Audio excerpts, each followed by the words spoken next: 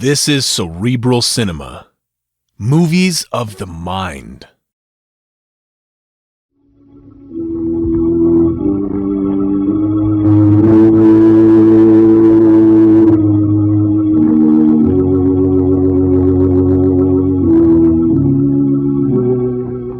Who knows what evil lurks in the hearts of men?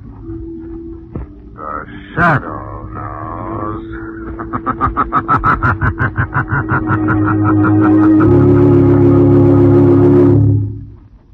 Once again, your neighborhood blue coal dealer brings you the thrilling adventures of the Shadow, the hard and relentless fight of one man against the forces of evil. These dramatizations are designed to demonstrate forcefully to old and young alike that crime does not pay.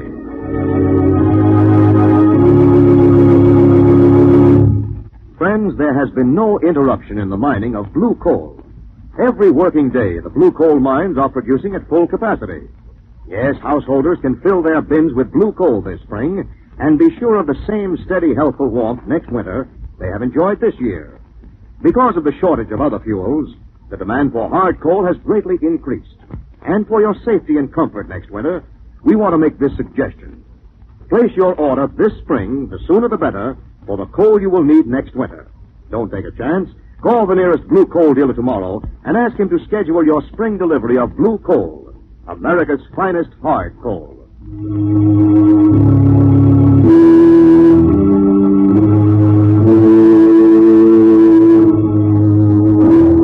The Shadow, who aids the forces of law and order, is in reality Lamont Cranston, wealthy young man about town.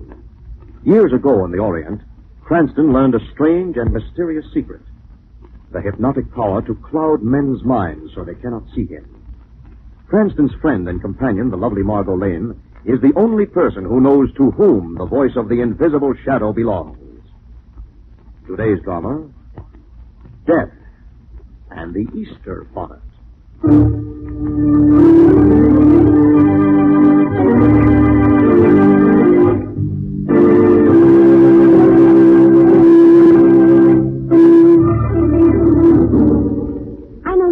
Exactly the kind of an Easter bonnet I want, but there just isn't anything like it in any of the shops this year. Lamont, you're not listening. Huh? Yes, I am, Margaret. You're talking about hats. I don't know how you know that. You're not paying the slightest attention. Pay attention to know that. What'd you say? Nothing. They try to palm off any old thing on you in the stores, but the one I buy must be beige, have a white bird wing, and 2 red cherries. No chopped nuts? Lamont, you're impossible. Can't you see how lovely it would be? Beige with a pair of dark red cherries and a white wing. Well, why don't you buy one? Well, I've tried. There are just a few little out-of-the-way shops that I haven't been to yet. And I don't intend to give in until I've exhausted the town. Say nothing of me. What's that? Nothing, Doc. Well, somewhere in this city there must be a beige hat with... I'll get it. Hello? This is Geraldine Granberry Smythe, Margot. Oh, yes, Mrs. Granberry Smythe. Listen, my dear, I hope I'm not too late with the invitation, but I'm having a musicale this afternoon at 4. Oh, well, it's awfully sweet of you to ask me, Mrs. Granberry Smythe. Before you say no, my dear, it's going to be quite an affair. Raoul Respighi is the guest of honor. Raoul Respighi? Oh, surely you've heard of him, Margot. The great violinist from Bologna. Where's Bologna? Oh, it's a small country in Middle Europe. You utterly fascinating. And Raoul has taken his entire smart set by storm. You'll never forgive yourself if you miss meeting him. Oh, say you'll come. Well, I intended to shop for my Easter hat this afternoon. Surely that won't take until 4 o'clock, dear girl. I don't see why not. I've been at it practically all week. Have you tried the Baroness Yolanda shop? The Baroness Yolanda? Oh, yes, it's a charming little place just off Faulkner Square. I've never even heard of it. Well, you're hearing of it now. They just dropped in and mentioned Mr. Respighi's name. You think I'll find what I want? If it exists, my dear, you'll find it at the Baroness Yolanda.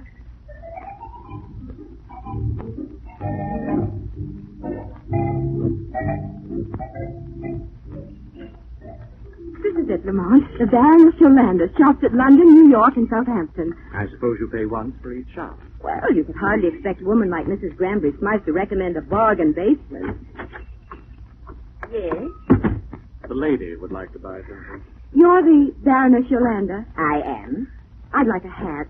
Something special for Easter. Oh, oui, mademoiselle. This perhaps pastel green with the sprig of the lilies of the valley? Very charming, don't you think? Yes, I do, but it isn't what I want. But perhaps Mademoiselle has something definite in mind? I'll say, mademoiselle.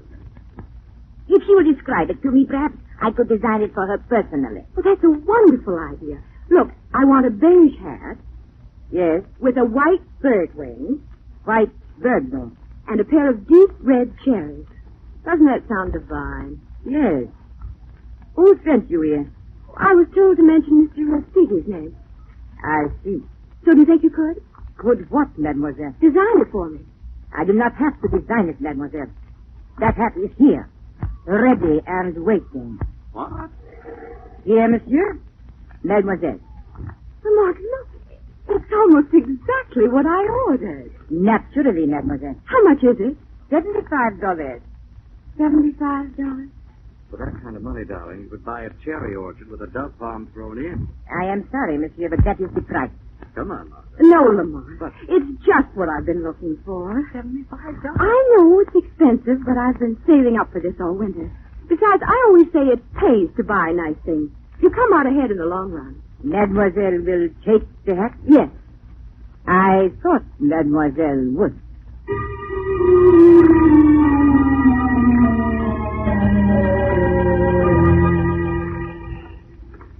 You don't think that was a little on the extravagant side, Margaret? Just wait till you see how other women stare. That's what you're after. You get better results wearing a picture of Gregory Peck on your head. You know, darling, you're very bright about most things. But when it comes to women's hats, you suddenly go blank. I'm sorry. Nothing more to say. I beg your pardon. What's that? I said I beg your pardon, but I couldn't help noticing your hat. You see? It's the most charming thing I've ever looked at. Do you mind if I ask you where you got it? Not at all. I just bought it at the Baroness Yolanda's, right across the square. I see. I hope you'll forgive my intruding. Don't mention it. She has some very lovely things. Drop in and look them over. Thanks, I intend to. Take your life savings with you. Lamont. Yes? I want a hat. Oh, oui. Perhaps you would I like know a- what I'd like. I'd like a beige hat with 2 red cherries and a white bird wing. What? I wasn't told I had to repeat it. Who sent you here? Respighi. Where's the hat? I... Where is it? Why, I'll tell you where it is. You sold it. You sold it to that girl who just walked out of here. It's quite ridiculous, you know, Sherry. She asked for it. She knew everything. Even Respighi's name, mind you. Who is she? But that I don't know, Sherry. Who's she working for? That I don't know Oh, either. this really is incredible. Eh bien, I have made a mistake, ma chère. Obviously, the deal is off, and our friend doesn't have to settle with me. Our friend won't get a chance to settle with you. What do you mean? I mean, you sold us out. Oh, no, Sherry.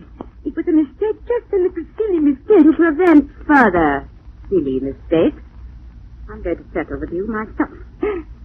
A gun. No, please, put it away. I am so terribly afraid of guns, Sherry. Too bad. But this is the last one you ever have to be afraid of. Sherry.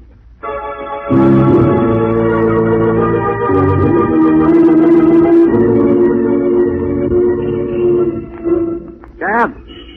Hey, taxi! Dear, we've been trying to get a cab for the last half hour. Not quite, Margaret. Well, last 10 minutes, then. Cab! Oh, here's one. At last. All right, my lady, hop in. Come on. Might as well tell him to drive on. What do you mean? I've just discovered that I left my gloves in the Baroness Yolanda's shop.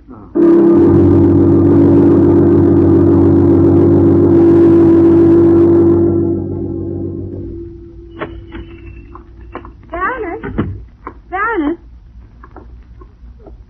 Doesn't seem to be here. She doesn't seem to be here, Margaret, but she is. Where?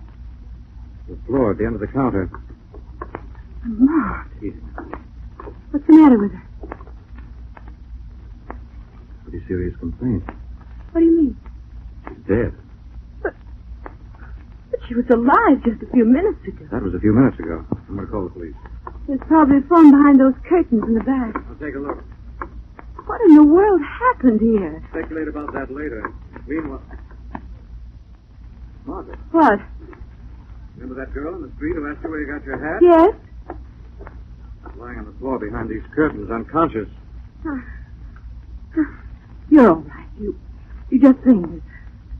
That hat. I remember your hat. Now, just relax. You're safe now. What happened to you? Happened? The Baroness. She's dead. Yes, I remember now. Easy. He was carrying me the hat when he walked in. He? Who? His name was Gessler. At least that's what they called him. Maxime Gessler. Yes. There was an argument. About what? I don't know. They were speaking in foreign language. Then all of a sudden he pulled a gun and shot her. Where did he go? That's all I remember. Did she seem surprised when he walked in? No, I think he must have been an old customer. Good. Margot. Yes? Take that credit ledger off the desk there and look for the name Gessler. Just a second.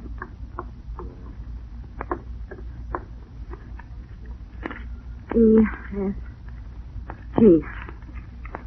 Gabby. Daniel. Here it is. Gessler. Maxine Gessler. Any address? Yes. 1041 Fairfax Street. Are you strong enough for the trip to Fairfax Street? Yes, I think. Lord, I thought you were going to call the police. I am. After I've interviewed Mr. Maxime Gessler.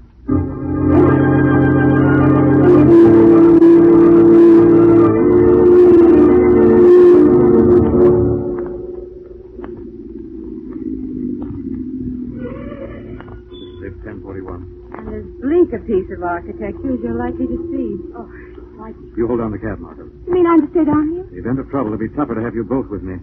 This young lady has to go along to identify Mr. Maxime Gessler.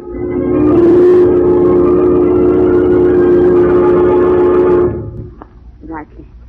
Look, on the bell there. Maxime Gessler, apartment 2C. All right, come on now, as quietly as you can. Have you got a gun? No. Or don't you think you should have? In a spot like this, the element of surprise is worth more than heavy artillery. Here we are, 2C. You step to one side in case there's any trouble. What trouble? There won't be any trouble if you keep your hands in the air. Yes, just so. And show proper respect for this very admirable firearm. Gessler? Maxime Gessler at your service, sir. And in case you have not been properly introduced, the young lady at your side is my very able compatriot, Miss Nadja Sentlow. Get inside. A trap, I take it, Miss In-law? I'm sorry I had to lead you on, Mr. Cranston, but you'll forgive me when you see how much we need you in our business. Good work, Nadja. I took some fast thinking to get them here. When you phoned, you spoke of a young lady who had the hat. Yes, she's downstairs in the cab. I see. Here, take the gun. Thanks. Just keep Mr. Cranston occupied while I fetch the young woman. No. Out of my way. Keep your hands off Margot Lane. Nadia, Yes? I'm going to have to use violence with Mr. Cranston here. If he tries to defend himself in any way, shoot to kill. Understand? Yes, Maxine. You have made this necessary. Sir!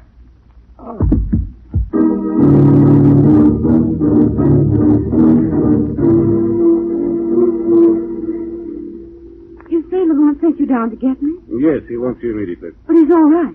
Well, never better. And the young woman? Miss Sandlow, she's in excellent health, as you will see. Up these stairs, please. What in the world is this all about? I buy an Easter bonnet, and the next thing I know, I'm in the middle of a blood and thunder adventure. You'll find out very soon, Miss Lynn. And when you do, you... Hey, Lamont. Margot, stay out of here. Stay out, you understand? Lamont, what's the matter? Run before it. Lamont! Lamont! Ooh.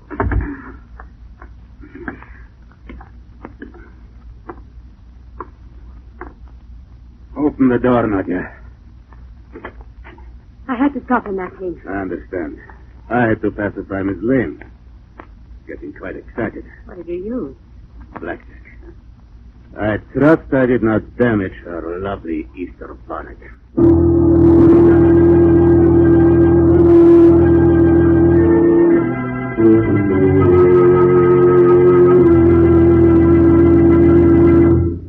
We'll return to the shadow in just a minute.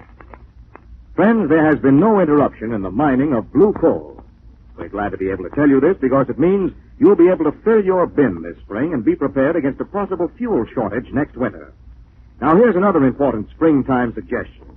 You know how the spring weather changes from balmy to freezing in a few hours? Well, that's when you most appreciate automatic temperature control. Why not have it now? Install a Blue Coal Temp Master with the electric eye thermostat. It will bring you years of carefree heating comfort. You need never go to the basement to adjust furnace dampers.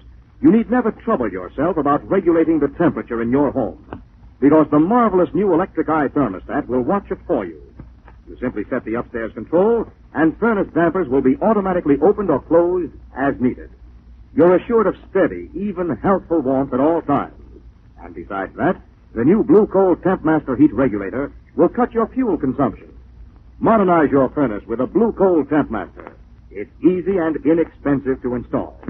Tomorrow, call the nearest Blue Coal dealer and ask him to demonstrate the new Temp Master thermostat. And now, back to the Shadow.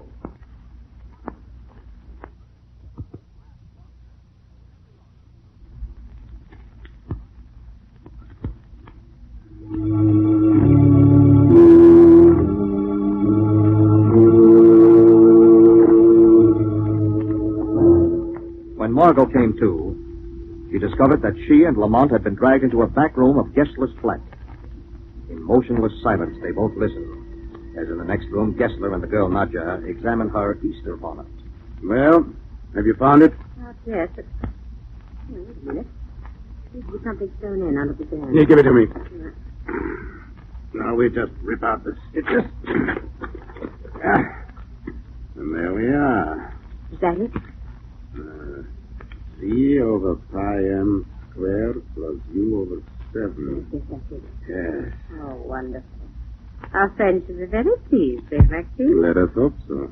Tell me, our friend, is he going to be late? Let's see. He is his usual punctual self. He will be here within a minute. You think he'll have our money with him? I'm sure he will. He has their funds completely at his disposal. Whose funds? The funds of the Royal Bolognian government.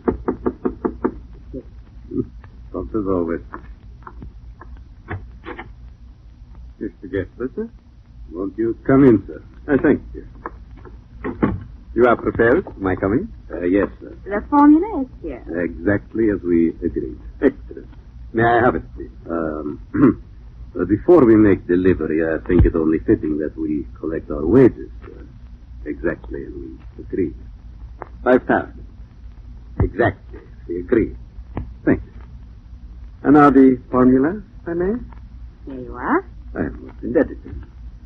Now I come to a most unpleasant aspect of our relationship. Unpleasant? Why? I'm on highly criminal business in this country, and one thing is most apparent. What's that? I would be most unlucky if you decided to sell me out before I have taken my departure. from You the should shore. have thought of that before. Oh, I did, Miss Nasser. And I made plans to take care of this contingent. What sort of plans? This sort. Oh, no. Put down that gun. I am sorry, Maxim. Most sorry, Nadja. But I cannot jeopardize the interests of my country. Please, I beg you. Don't. You can trust us. You can trust us. Respighi! Respighi!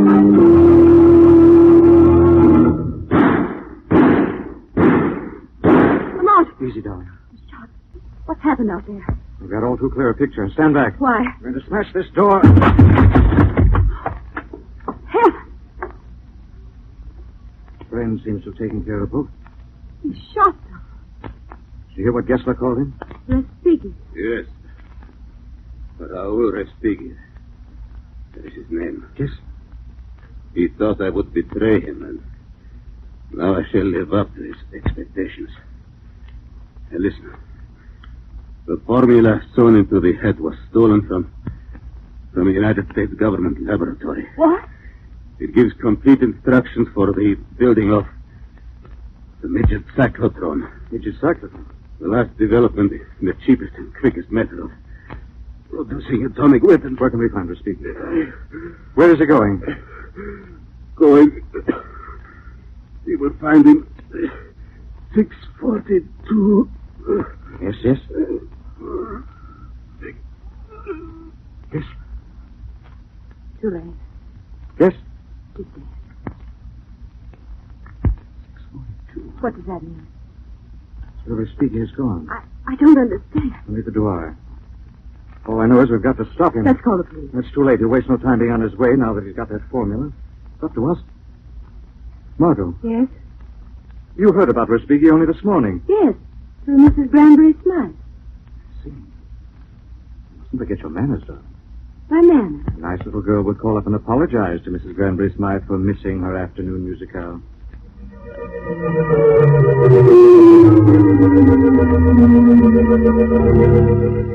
Yes, Margot, dear girl. I'm afraid I won't be able to get to your musicale this afternoon. Oh, that's quite all right, dear. In fact, it's just as well. What do you mean? It's all over. Mr. Respighi had to leave on urgent business. When? Oh, about 20 minutes ago.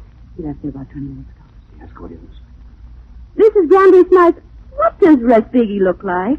Why? Why do you ask? Oh, well, I saw someone on the street today, and I just had the idea it might be he. Oh, gold-rimmed glasses. Yes. Short black beard. Yes? Tall, carrying a violin case.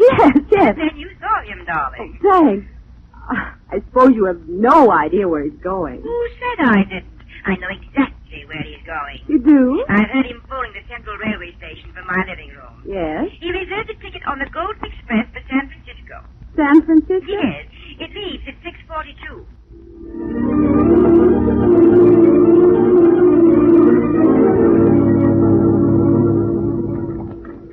What time does the clock say? 6:40, Lamont.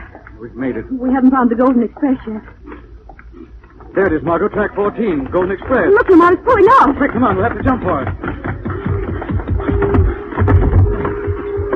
Oh, home free. Oh, I never thought we'd make it. Well, to find out Mr. Respighi. Excuse me. Oh, let the man by. Oh, I'm sorry. Oh, by the way, I beg your pardon. Yes? We're looking for a gentleman you may have seen. Yes? He's tall, wears golden glasses, with a short, dark beard. Oh, no, I don't think I've seen him, miss. Speaks with a foreign accent? No. Oh, wait a minute. Yeah, I've seen him. He's up ahead. Yes, where? At car 4. I heard him talking to the conductor. Thanks very much. You stay here, Margot. Lamont. There may be trouble. Well, then shouldn't you ask this gentleman to go along with you? No, thanks, sweetheart. It's a confidential But matter. if there's trouble, you may meet someone. There's trouble, I'll have someone. Who? The shadow. Come back to you later, my lady.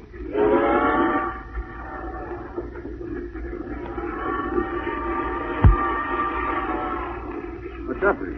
It's a very serious matter. Who's this guy looking for? His name is Respighi. Raoul Respighi. Oh, Respighi. Well, why don't you say so? What do you mean? The guy in car 4 isn't Raoul Respighi. I've seen pictures of him. And Lamont's off in a wild goose chase.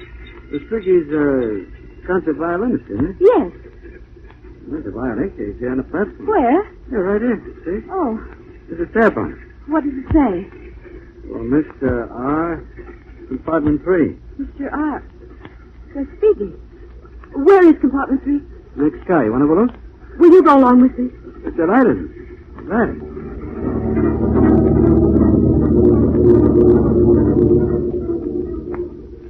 Here we are. Compartment 3. Hello in there. Nobody home. Try the door. Looks unlocked. Huh? Can we go in? Yes, quick. Now, we've got to work fast. Maybe right here in this room. You sound like somebody in a spy movie. Well, no wonder. What we're looking for is some confidential government papers. Really? How confidential? They're practically invaluable. Not by any chance a secret formula for a midget cyclotron. Why, yes. How do you know? Because I happen to have it here in my wallet. I thought it wisest to remove the glasses, beard, and accent until I'm safely out of America. I'm a very cautious man. Respighi. And I'm sure you would have been wiser to have kept your lily white nose out of this situation entirely. But since you have not, being such a cautious individual, I shall have to take rather definite steps. If you pull that trigger, they'll hear you outside. I hardly think they could above the noise of the rails. They could hear if I screamed. Perhaps, but it would do you no good. I have bolted the door on the inside. You amuse me, young woman, trying to play at intrigue with a man whose business is intrigue. However, amuse me though you do, I can no longer afford the luxury of your presence. Please don't! Please don't! Don't! What happened? What's going on here? The window suddenly broke. Something crashed through the pane. But there's nothing inside. I don't understand. What happened to your accent, Mr. Respighi? What was that? Shadow. Who's that talking? I cannot see anything. I am the Shadow. Now take that formula, Respighi. Don't come near me. Now take that formula. You touch me, I'll pull this trigger and kill this young woman before your eyes. No. I don't think so. I assure you I will. It may interest you to know that when Mr. Cranston discovered there was no man fitting the description he gave you in car 4, he wired ahead to the next stop to have you picked up. What difference does that make? She'll be dead before we reach the next stop. We are at the next stop. What? The train has stopped, Respighi. And if you turn around, you'll see there are 3 American-made police revolvers leveled at you through the broken window.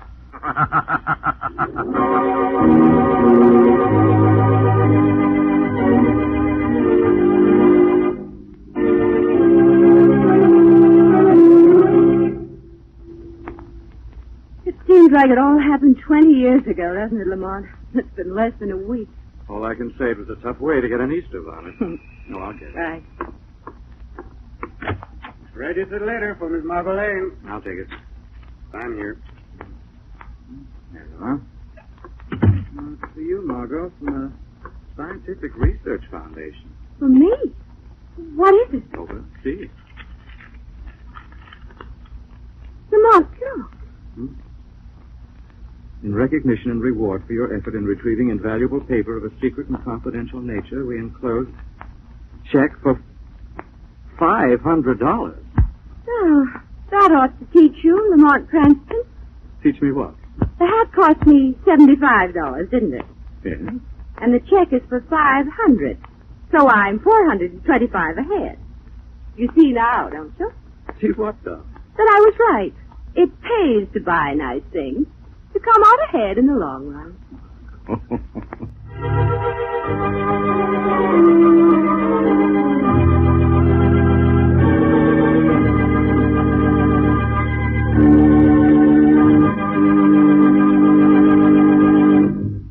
And now let me present Blue Coal's distinguished heating authority, John Bartley. Thank you, Andre Baruch, and good evening, friends. It's not too early to plan the spring checkup and cleanup of your furnace, and to make arrangements with your Blue Coal dealer to have that essential job done.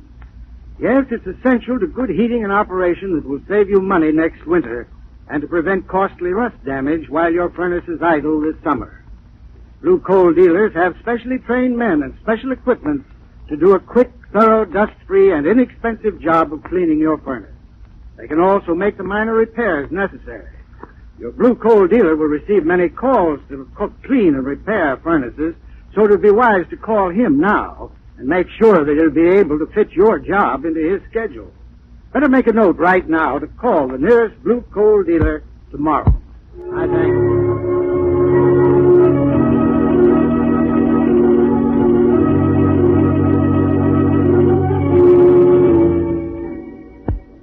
This story is copyrighted by Street and Smith Publications, Incorporated. The characters, names, places, and plot are fictitious. Any similarity to persons living or dead is purely coincidental. Again next week, The Shadow will demonstrate that The weed of crime bears bitter fruit. Crime does not pay. The shadow knows.